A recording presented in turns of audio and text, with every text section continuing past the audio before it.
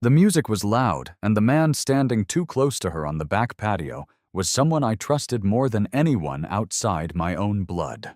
She froze when she saw me. What I said next made 50 people go silent. But that night was only the surface. What was hiding underneath was far worse. My name is Dean Tanner. I'm 45 years old. I've been a plant shift supervisor at Allegheny Steel Processing in Youngstown, Ohio for the last 11 years. Before that, I worked the floor, welding, cutting, hauling steel until my shoulders ached and my hands looked like old leather. I built my way up. Nobody handed me anything. I married my wife, Delaney, when I was 24 and she was 21. We had our son, Landon, a few years later. He just turned 14. For most of those years, I thought we were solid, not perfect. Nobody is, but solid. Turns out I was the only one who believed that. It was a Saturday in early October. Delaney told me she was going to her friend Amber's birthday party. A small thing. Just some of the girls from her gym and a few neighbors. She left around 6 o'clock in a black dress I hadn't seen before, heels that looked brand new and enough perfume to fill a parking garage. I remember thinking she looked beautiful. I also remember thinking she hadn't dressed like that for me in a long time, but I pushed it aside. That's what I always did. Push things aside. Around 8:30, I got a text from my buddy Glenn. Short. Casual. "Hey man, you coming to Amber's thing? Heard it's getting pretty lively over there." I stared at the screen for a second. Glenn knew about the party. Delaney never mentioned it was anything more than a girls' night. I texted back asking what he meant by lively. He didn't respond. Something shifted in my chest. Not suspicion exactly, more like a door opening that I hadn't noticed was there. I grabbed my truck keys, told Landon I'd be back in an hour, and drove across town to Amber's house. The street was packed with cars. Music thumped from inside. I could see people through the front window, way more than a small birthday gathering. I parked a block away and walked up the driveway. The front door was wide open. A banner above the entrance read "Surprise" in gold letters, but nobody seemed surprised by anything anymore. The party was in full swing. I stepped inside. A few heads turned. Someone waved. Chris, Amber's husband, spotted me from the kitchen doorway and raised his beer with a confused grin, like he wasn't sure whether I belonged there or not. I nodded, kept moving. I scanned the living room, the hallway, the dining area. No Delaney. Then I heard her laugh. That particular laugh. Light, flirty, rehearsed, coming from the back patio. I hadn't heard that laugh directed at me in years. I moved through the crowd and reached the sliding glass door. Through the glass, I saw her. Delaney was leaning against the patio railing, a wine glass dangling from her fingers, her other hand resting in the chest of a man I knew very well. Reed Keegan, my son's godfather. The man I'd chosen to stand beside me at Landon's christening. The man who came to our Thanksgiving dinners. Who helped me build the deck in our backyard. Who I once called at 2 o'clock in the morning when Landon had a seizure and I needed someone to follow the ambulance. Reed's hand was on her waist. Not casually, not friendly. His thumb was tracing small circles just above her hip. And she was leaning into it, like it was the most natural thing in the world. She whispered something into his ear and he smiled slow. Familiar. Comfortable. My throat tightened. My hands balled into fists at my sides. I stood there for what felt like an hour, but couldn't have been more than 10 seconds. Then I pulled the sliding door open. The sound of the door grinding along the track made them both turn. Delaney's face went white. The wine glass in her hand tilted and red splashed onto the concrete. Reed stepped back, but not fast enough. Not nearly fast enough. I looked at her, then at him, then back at her. "This the girls' night you mentioned." My voice came out flat, steady, like I was reading a shift report. The patio went silent. 3 or 4 people who'd been standing nearby turned to stone. Someone inside lowered the music, or maybe it just felt that way. Delaney opened her mouth. Nothing came out. Reed raised both hands like he was trying to calm a storm. "Dean. Listen, this isn't don't I cut him off. Don't you dare finish that sentence. Not here, not ever." I turned back to Delaney. She had that look, the one where she was already calculating, already building the story she was going to sell me later. I'd seen it before on small things, I just never thought I'd see it standing in the wreckage of my entire marriage. How long, I asked. She shook her head.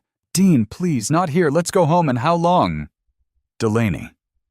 Her chin dropped. She didn't answer. She didn't need to. The silence told me everything. This wasn't new. This wasn't a mistake. This was a life she'd been living behind mine. I unexpectedly showed up at a surprise party and caught my wife's betrayal. She froze the moment she saw me, and what I said after stunned everyone standing on that patio. You picked our son's godfather, I said quietly. You let me trust him with my boy, and then you gave him everything that was supposed to be ours. Nobody moved. Nobody breathed. I turn around and walk back through the house, past the staring faces, past the half-eaten cake, past Chris, who was standing frozen with a bottle opener in his hand. I didn't run. I didn't slam anything. I just walked out the front door, down the driveway, and into the October cold. Behind me. I heard Delaney call my name once.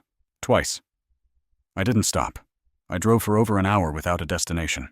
Just the dark highway, the hum of the engine, and this sick, hollow feeling spreading through my chest like spilled oil on concrete.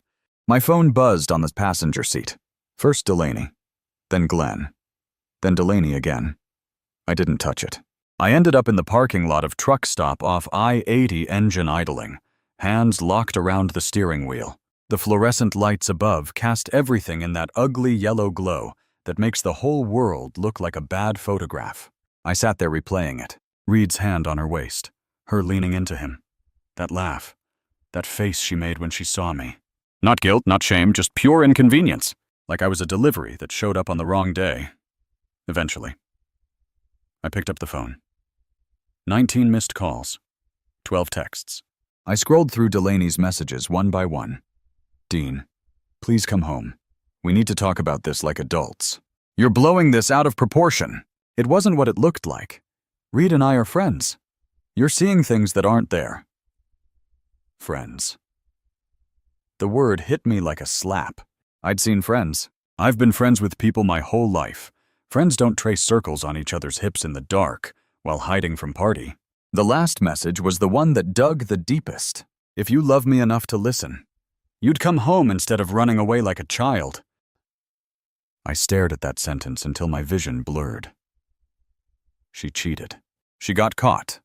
And somehow, within 2 hours, she'd already made it my fault. I called my younger brother, Ray. He picked up on a second ring, voice groggy.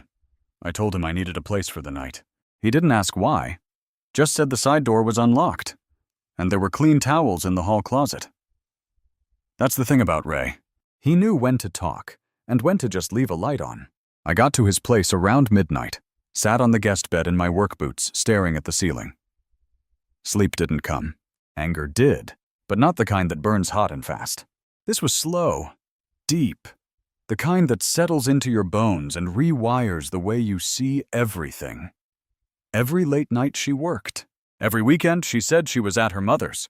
Every time I asked if something was wrong, and she looked at me like I was paranoid. I wasn't paranoid. I was right. I just didn't trust myself enough to believe it. The next morning, I showered, borrowed one of Ray's shirts, and drove to the plant. Clocked in like nothing happened. Ran the morning briefing, checked the press line calibrations, signed off on the safety logs. My guys could tell something was off. I caught a few sideways looks, but nobody said a word. That's the culture on the floor. You don't pry. You just show up. Around noon, Glenn texted me. Hey brother, you okay? I heard things got rough last night. I read it twice. I typed back. How long did you know? 3 dots appeared, disappeared, appeared again, then nothing. For 40 minutes. Nothing. Finally, his reply came through. A couple months, maybe. I saw them in a restaurant in Warrenbach in August. I wasn't sure what I was looking at. I didn't want to start something if I was wrong. I put the phone down, picked up a wrench, sat back down. My hands were shaking, not from sadness, but from the weight of realizing that the people I trusted most had all decided I didn't deserve the truth. Glenn had been my closest friend for 9 years. We'd worked the same shifts, gone hunting together, helped each other move furniture. He'd sat in my kitchen drinking my coffee, looked at my wife in the eye, knowing what she was doing behind my back, and he said nothing. Not a hint. Not a warning. Not even a vague hey. Everything good at home. I didn't respond to his text. Not that day. Not ever. Some silences say more than any words could, and the one I gave Glenn was the loudest thing I'd ever said. That evening, I drove back to Ray's. Landon had texted me twice asking where I was. I told him I had an early shift and was crashing at Uncle Ray's. He sent back a thumbs-up emoji. 14 years old and no idea his whole world was about to shift beneath him. I sat on the porch with a cup of coffee that went cold in my hands and made a decision. No more guessing. No more hoping. Tomorrow. I was calling a lawyer. Donald Underwood's office was on the second floor of a brick building downtown, wedged between a tax preparer and a dentist. The carpet was gray. The chairs were old, and the diploma on the wall was from Case Western, class of '96. None of that mattered. What mattered was the way he listened. No nodding along. No fake sympathy. He just sat there with his pen flat on the desk and let me talk. I told him everything. The party, Reed, the messages, Glenn, all of it, when I finished. Donald leaned back and tapped his pen twice. First thing we do is pull financials, joint accounts, credit cards, anything with both your names on it. If she's been planning this, there'll be a trail. He wasn't wrong. The forensic accountant he brought in, a quiet woman named Sheila who looked like she audited people's souls for a living, took 3 days to assemble the picture. When she laid it out on Donald's desk, I felt the floor tilt beneath me. Over the past 2.5 years, Delaney had withdrawn just over $91,000 from our joint savings and a home equity line I didn't even know she'd opened. The withdrawals were small. $300 here, $450 there. Spaced out so they'd never trigger a flag. She'd been bleeding our accounts dry like a slow leak in a pipe you don't notice until the basement floods. But that wasn't the worst part. The worst part was the house. Our house. The one I put a down payment on with money I saved working double shifts for 3 years.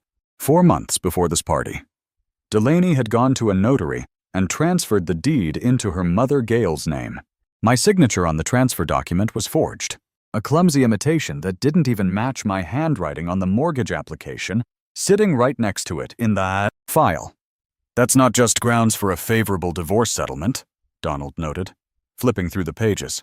That's fraud, potentially criminal. I sat there staring at the numbers. $91,000. Our son's college fund, the one I've been building since he was 2, had $43,000 in it last time I checked. Sheila pulled it up. Current balance, $612. She'd gutted it. Every last dollar. Landon's future scraped clean to fund whatever exit strategy she'd been building with Reed. Where did the money go? I asked. Sheila slid a printout across the desk. Monthly payments to a property management company in Akron. $1,800 a month for a 1-bedroom apartment, leased under Delaney's maiden name. Gift purchases from a men's jewelry store. 2 plane tickets to Nashville last March. A weekend I thought she was visiting her cousin in Pittsburgh. She'd been living a second life. Not on impulse, not out of passion. With spreadsheets and planning. While I was pulling overtime to cover the mortgage, she was siphoning our savings into a world I didn't know existed. I looked at Donald. What do? We file. And we don't negotiate. She committed fraud with the deed transfer, and she drained marital assets without consent. In Ohio, that changes the math considerably. He paused. But Deanie, she's going to fight. Women like this don't surrender. They escalate. He had no idea how right he was. That evening, I drove past her house. Didn't stop. Just slowed down. The lights were on in the kitchen. Landon's bedroom window glowed blue from his computer screen.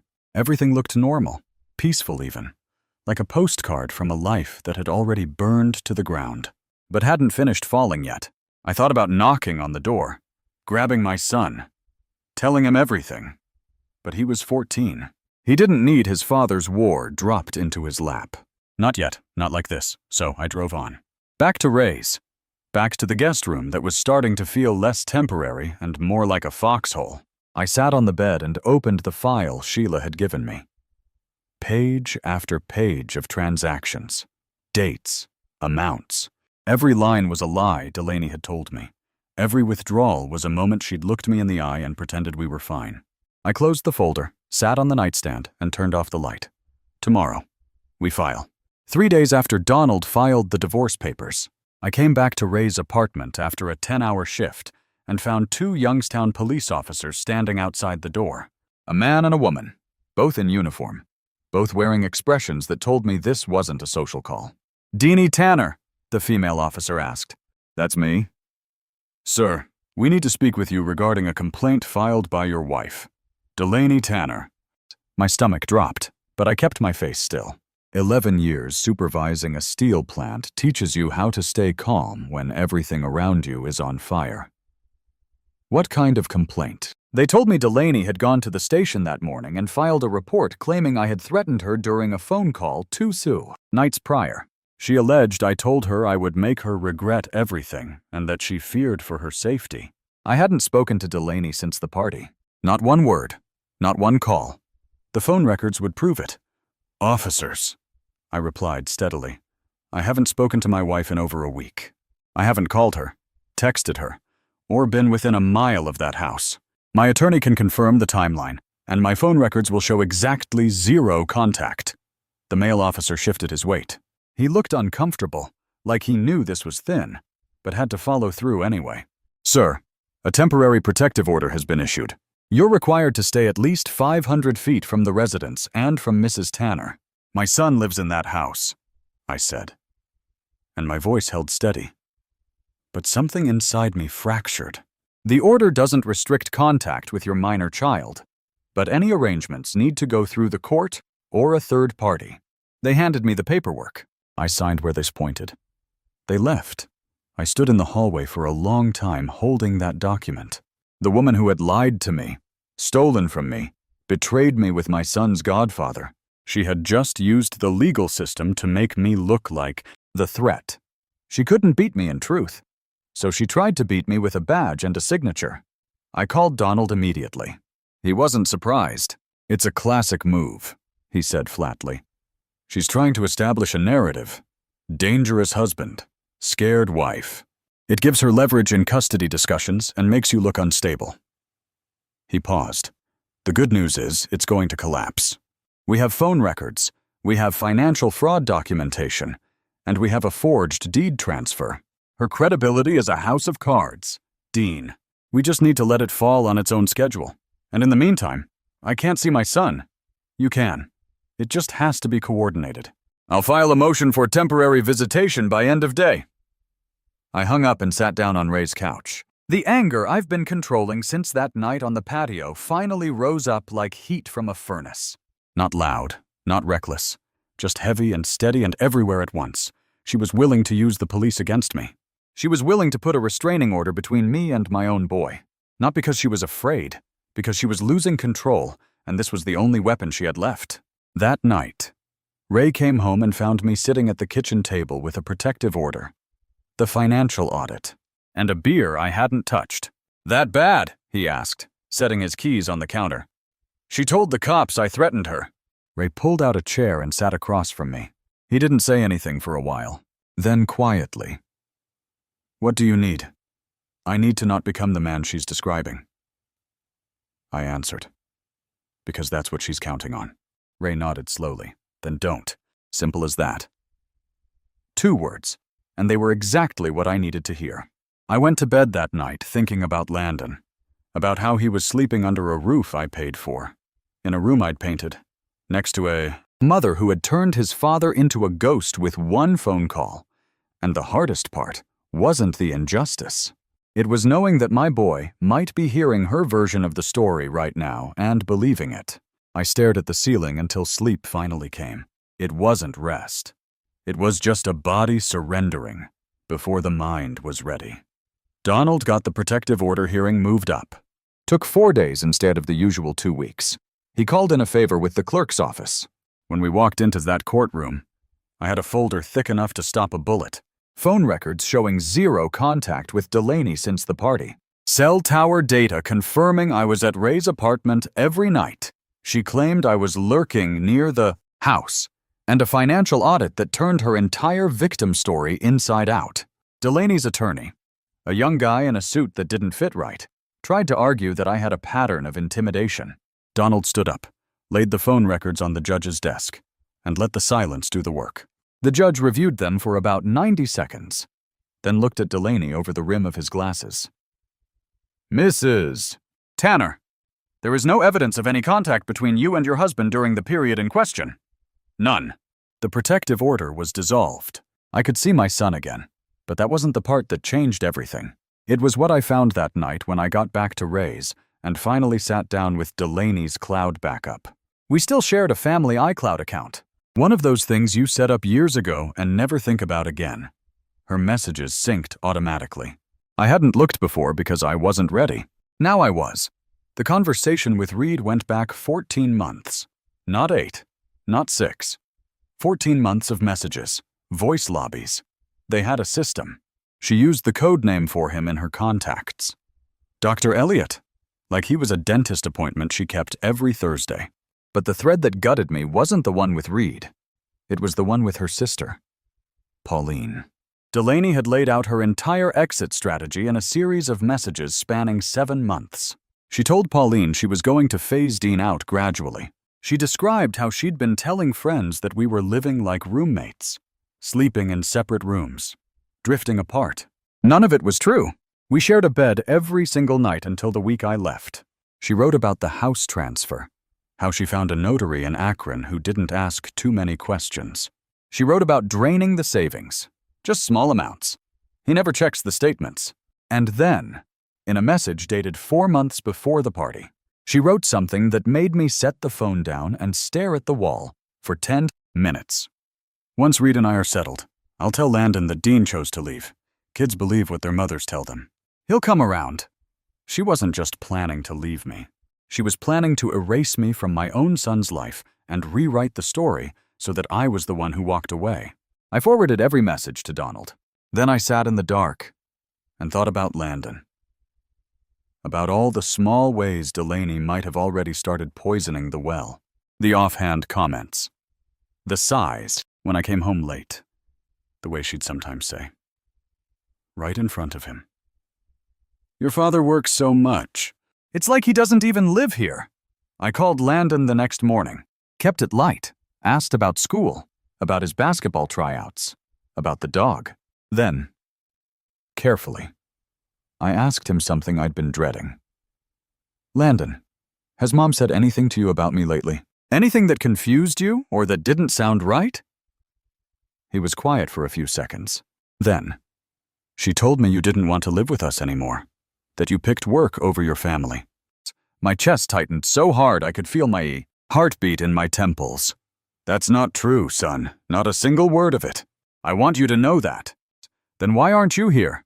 Dad, because sometimes the truth takes a little longer to sort out than the lies. But I'm not going anywhere. You hear me? Yeah, he said softly. I hear you.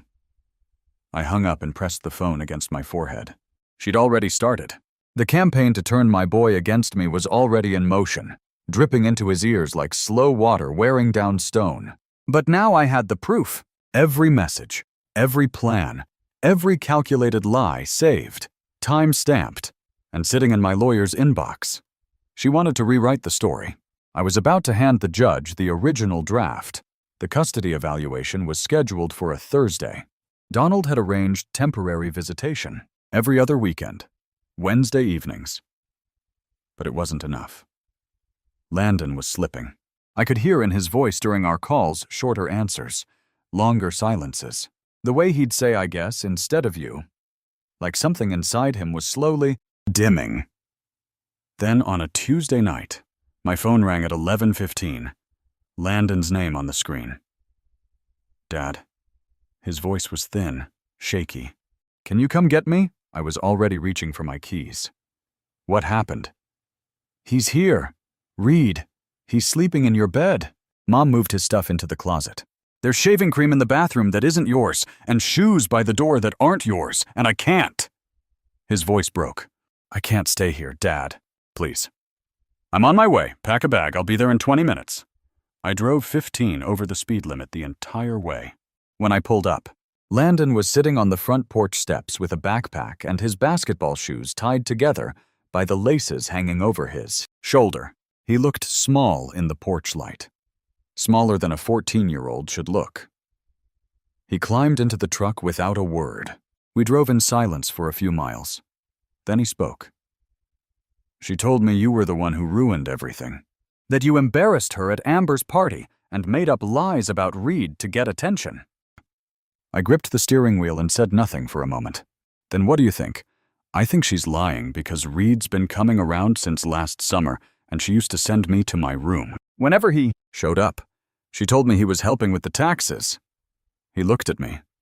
"Nobody does taxes at 10 o'clock at night." Dad. A 14-year-old calling his dad at 11 o'clock at night because another man is sleeping in his father's bed. That's heartbreaking. Dean didn't hesitate for a second. "That's what a real father does, despite everything." I almost smiled.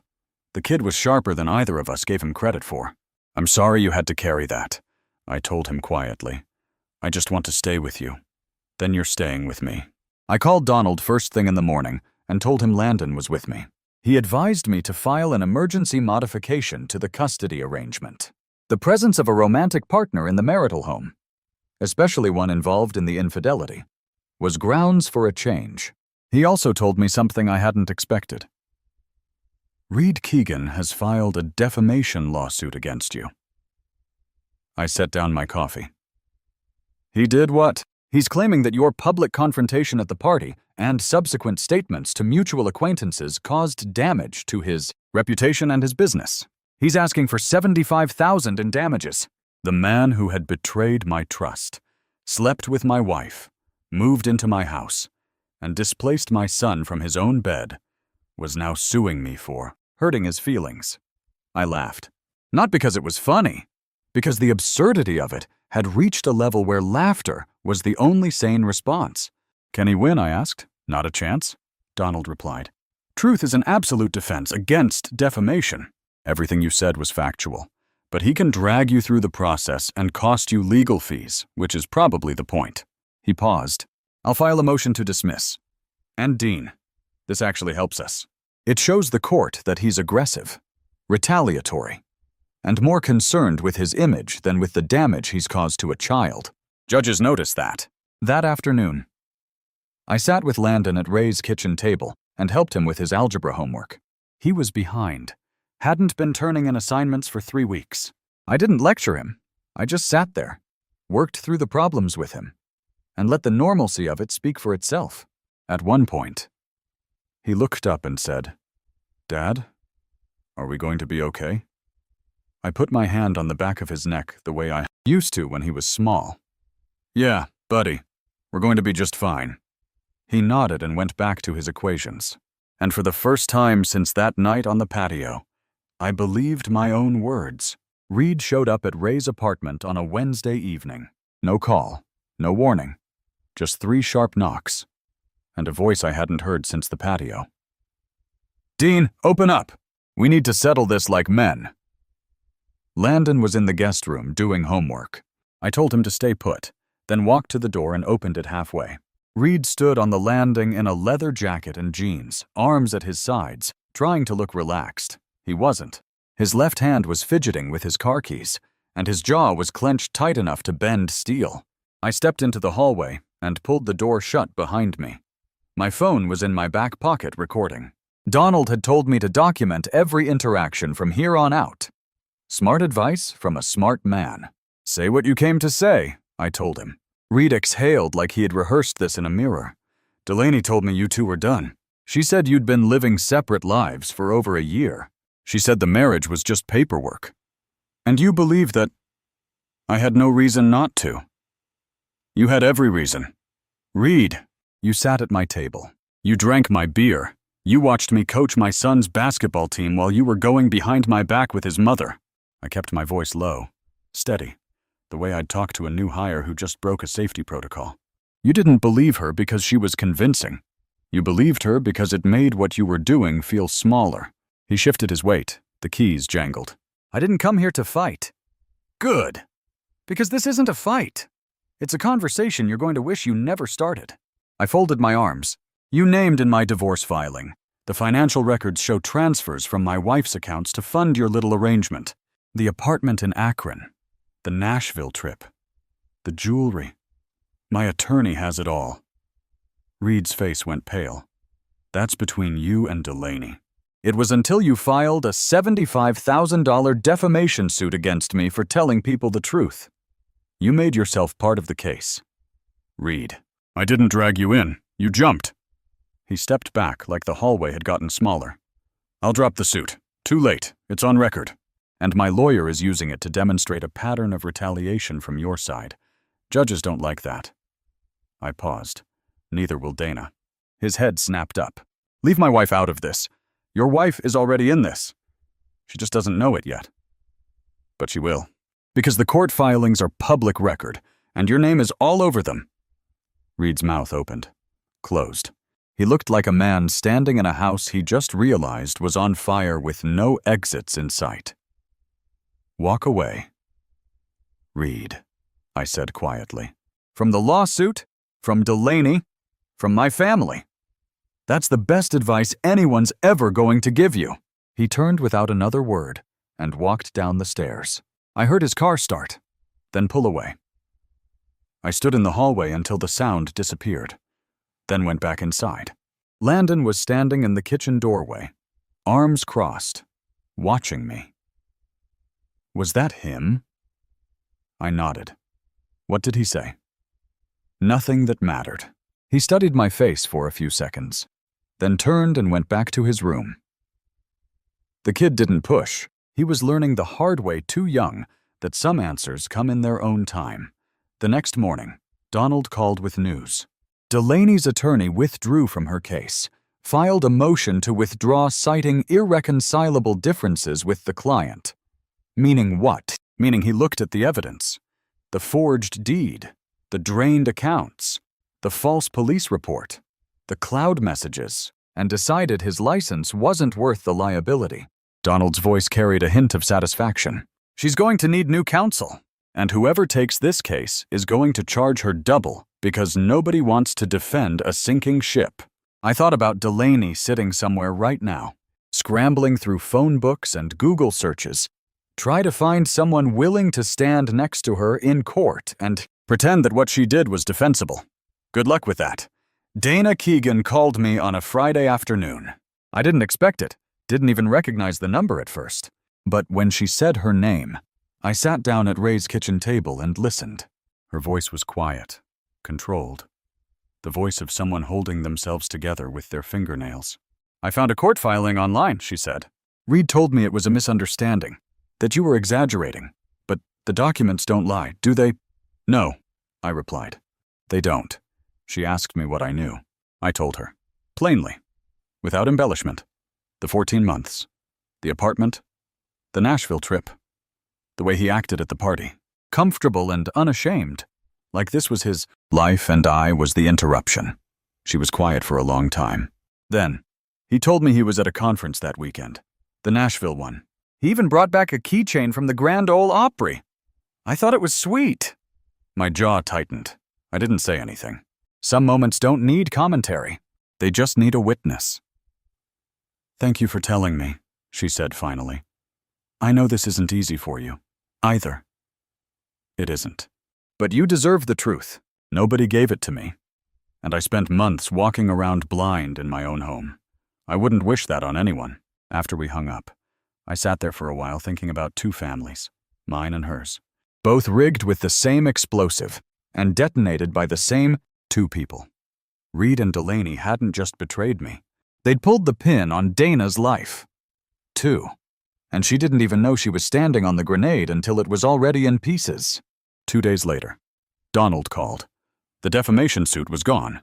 Reed had filed to withdraw it. Quietly. Without explanation. Donald said Dana had likely given him an ultimatum. Drop the lawsuit, or she walks. Either way, the legal board was clearing. The divorce proceedings moved fast after that. Delaney's new attorney, her third, was a tired-looking woman from Canton who spent most of the pre-trial hearing staring at the evidence like she was reading someone else's crime report. When Donald presented the forged deed, The drained savings, the hollowed college fund, and the cloud messages outlining Delaney's exit strategy. The courtroom went still. The judge didn't negotiate. He ruled. Full custody of Landon to me. Delaney gets supervised visitation twice a month, monitored at a family center. The house was ordered returned to joint ownership pending sale, and the proceeds split after restitution for the forged transfer. Delaney was ordered to repay the college fund in full. But I didn't want a house. Donald looked at me like I'd lost my mind. Dean, you're entitled to half the equity. I don't want it, I said. Let her keep it. Let her sit in that house alone with every room reminding her of what she blew up. She can have the walls. How about my son? Donald shook his head slowly, but filed the waiver. I walked out of that courthouse with Landon beside me, and nothing else. No house, no savings, no illusions. Just my boy, my job, and a clear road ahead. That night, I found out from Amber that Reed had moved out of his house. Dana had filed for separation the same week. He was staying at a motel off Route 11, the kind with weekly rates and vending machines in the hallway. No apartment in Akron, no Delaney, no family. Just a man sitting in a room he paid for by the week, staring at the walls of the life he'd built with someone else's wreckage. I didn't feel sorry for him, but I didn't feel satisfied either. I just felt tired. The kind of tired that comes after you've been carrying something for so long, you forgot what it felt like to stand straight. 3 months passed. Winter settled over Youngstown like a gray blanket nobody asked for. And life, my new life, started to take shape in ways I hadn't expected. Landon and I moved into a 2-bedroom apartment on the west side of town, close enough to his school that he could walk when the weather held. It wasn't much. Thin walls, a kitchen the size of a closet, a parking lot view that made you appreciate curtains. But it was ours. No ghosts in the hallway, no lies baked into the walls. I kept working my shifts at the plant. The guys on the floor knew something had happened. Small town, loud mouths, but nobody brought it up directly. They just nodded a little harder when I walked in. Left coffee on my desk without being asked. Covered my breaks without complaint. That's how men handle things when they don't have the words. They show up. Landon was doing better. His grades were climbing back. He'd made the JV basketball team and was staying after practice most days to work on his shot. Some evenings I'd pick him up and we'd grab burgers at a diner on Market Street where the waitress knew our order by heart. He didn't talk much about Delaney. I didn't push. The counselor Donald had recommended was handling that.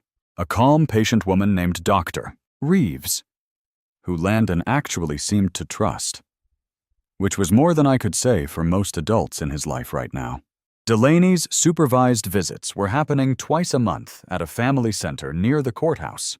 Landon went, but he came back quieter each time. One evening, after a visit, he sat on the couch and stared at the television without turning it on. She cried the whole time, he said without looking at me. She kept saying she was sorry and that everything got out of control. I sat down next to him. How did that make you feel? He thought about it. Like she was sorry she got caught, not sorry she did it. 14 years old, and he could already see the difference between remorse and performance. Reed was gone. Amber told me he'd moved to Columbus after Dana filed for divorce. Lost 2 clients from his consulting business when the court filings went public. Last anyone heard, he was renting a studio apartment and working for staffing agency. The man who used to show up at my barbecues in a polo shirt talking about his portfolio was now filling out timesheets for temp work. I didn't celebrate that. I just noted it and moved on. Delaney's mother, Gail, called me one afternoon. I almost didn't pick up, but something told me to. Dean, she said, and her voice sounded 10 years older than the last time I'd heard it. I want you to know that I had nothing to do with the house transfer. She told me she was refinancing and needed my name on the deed, temporarily. I believed her. I shouldn't have. But I did. I was quiet for a moment. I believe you. Gail. I raised her better than this, she said, and I heard something break in her voice. I don't recognize her anymore. Neither do I. She asked about Landon. I told her he was doing well. She asked if she could see him sometime. I told her I'd think about it. And I meant it. Gail wasn't the enemy. She was just another person standing in the blast radius of her daughter's choices. Then, On a Tuesday evening in late January, my phone rang. Delaney's number. Almost let it go. But Landon was at practice. The apartment was quiet. And some part of me, the part that still remembered the woman I married 21 years ago, picked up. Her voice was different, not the sharp, calculated tone from the messages, not the theatrical tears from the family center. This was something raw, stripped down, like someone standing in an empty room with no audience left to perform for. "Reed left me," she said. "He moved to Columbus 3 weeks ago and stopped answering my calls. He took the furniture from the Akron apartment and closed the lease without telling me." I said nothing. I lost the house. Dean. The bank started foreclosure proceedings after I missed 2 payments. Mom won't co-sign another loan. Pauline isn't returning my calls. Her voice wavered. "I'm staying in a hotel off Belmont Avenue, the one near the highway." I knew the place. Weekly rates. Ice machine in the hallway. The kind of place that smells like carpet cleaner and regret. "I made a mistake," she whispered. I made so many mistakes. I sat there in the kitchen, phone pressed to my ear, looking at the refrigerator door where Landon had pinned his basketball schedule, with a magnet shaped like Ohio. And I felt something I didn't expect. Not anger, not satisfaction, not even pity, just a deep, quiet sadness for the version of us that used to exist and never would again. "Delaney," I said slowly, "I'm sorry you're hurting. I really am. But I spent 21 years being your safety net, and every time I caught you, you jumped again." I paused. "I can't be your backup plan. I won't be the man you come back to because every other option fell through." She was crying now, not the performative kind. Real, ugly, broken cry. "I hope you figure it out," I told her, "for your sake and for Landon's. But you're going to have to do it without me." I hung up, set the phone on the counter, sat in the silence for a long time. It wasn't easy. Anyone who tells you walking away from 21 years feels clean is lying. But it was right. And sometimes right is the only compass you've got when everything else has been shattered. Spring came slow that year, the way it always does in Northeast Ohio, grudgingly, like winter doesn't want to let go. But by mid-April, the trees along the Mahoning River were starting to green up, and the air had that raw, earthy smell that means the ground is waking up whether it wants to or not. Landon and I drove out to the river on a Saturday morning. No plan, no agenda. Just 2 people who needed to be somewhere that wasn't inside 4 walls. I packed a thermos of coffee. He brought a bag of pretzels and his basketball, which he took everywhere like a security blanket he'd never admit to needing. We parked near the old railroad bridge and walked down to the bank. The water was high from the snowmelt, brown and steady, pushing south toward the lake. Landon picked up a flat stone and skipped it, 3 hops before it sank. "4 is my record," he said. "Mine's 6. "No way." I found a smooth one, thin and oval, and sent it low across the surface. 5 skips. Close enough. He laughed. First real laugh I'd heard from him in months. Not polite, not forced. Just a 14-year-old kid laughing at his old man showing off by a river. I held on to that sound like it was made of glass. We threw stones for a while without talking. The river moved. The wind pushed through the trees. A train crossed the bridge overhead, shaking the ground beneath our feet, and we both looked up at the same time, like we were watching the same thought pass above us. Then Landon sat down on a rock, elbows on his knees, and looked at the water. "Dad, can I ask you something?" "Anything. Do you ever miss her?" I didn't answer right away.